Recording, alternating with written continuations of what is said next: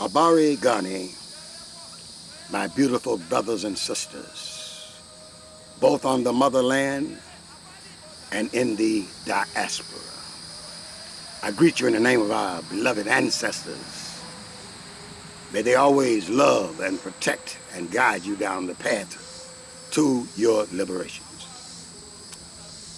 My brothers and sisters, we have to admit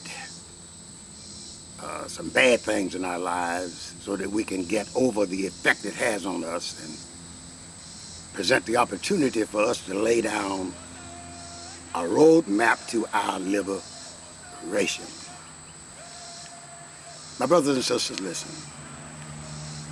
We have been so conditioned through our mental enslavement that we have come to worship everything that's white, glorify everything that's white, and believe everything that's white is superior. While on the other hand, despise that which is black, look down upon it, treat it as though it is evil, ignorant, and not even worth existing. My brothers and sisters, we've taken this to the extent that we bleach our skins, take the melanin out so that we will appear pale. We straighten our hair to take that root-looking, raised-looking, reaching towards the sun hair that we possess, to change it into the lanky, dead fur that adorns our white brothers and sisters. My brothers and sisters, we glorify them, decimating our ancestors, sending them through the Middle Passages, sending them from the villages to the marches down the treks to Cape Castle and other forts where they held our ancestors captive. And they left it there and going down towards the ships. There was a door they went through, leaving Africa forever, the door of no return, and being dispersed against their wills to the Western world, to slaves and serve as slaves, to think as slaves, to work as slaves, to be treated as slaves for many centuries on a land that our captors had taken from another people and had decimated these people. So that context is the context within which chattel slavery existed.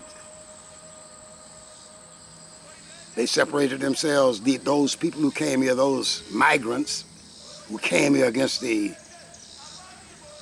laws of the people who were here before them and decimated these people and took this land because they were searching for a better life, yet condemn the present-day migrants coming up from Central America, etc., south of us, who are seeking also a better way of life, and encamping them and entombing them in cages and what appears as prisons, a complex. Babies are dying, kids are dying from diseases they're catching. Not half enough space for these people.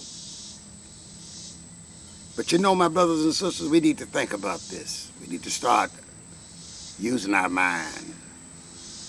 Now, they came here as illegal immigrants, and the way they settled here was they killed those who held the land. Is this a message for the current people who are coming in looking for a better way of life? My brothers and sisters, listen. It's all happened to us.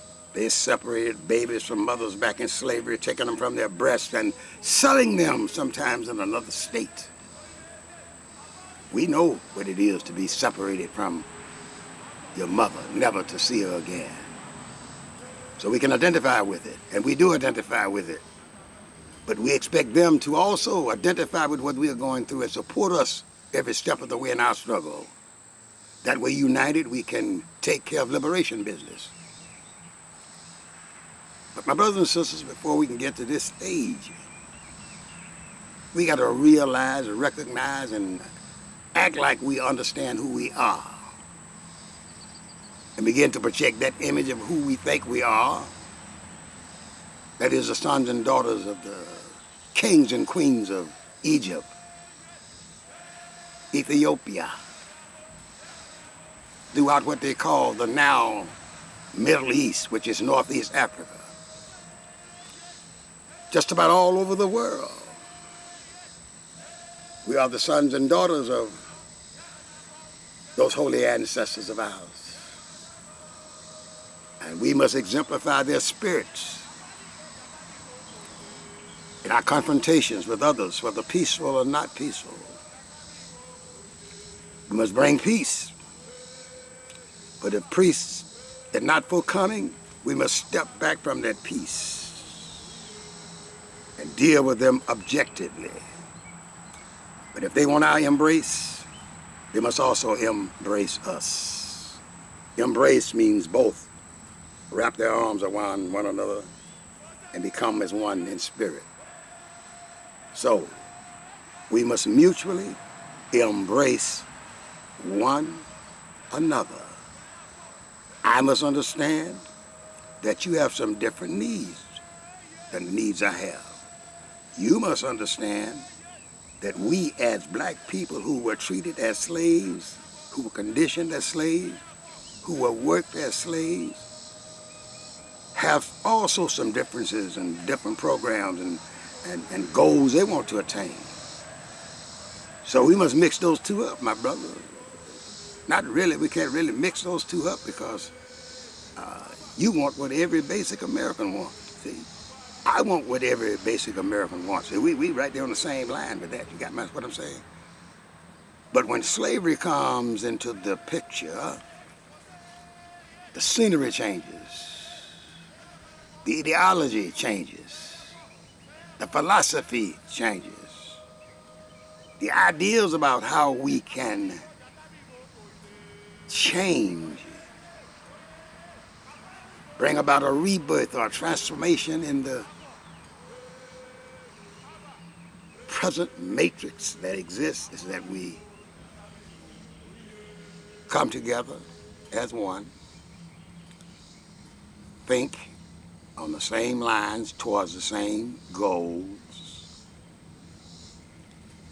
and then make the determination together that united we stand, divided we fall. And that we're going to take a stand right now. And we're going to say no to racism, white supremacism, oppression, capitalism. We're going to say no to everything that seeks to oppress or steal from people what belongs to them and claim it as our own. See, my brothers and sisters, we must take the stand that I will not acquiesce from this moment on to any form of oppression, racism, white supremacism, bigotry. I'm not going to submit and acquiesce to anything but my upliftment, my glorification, and the recognition of my contributions in the world by treating me as though you recognize and understand them.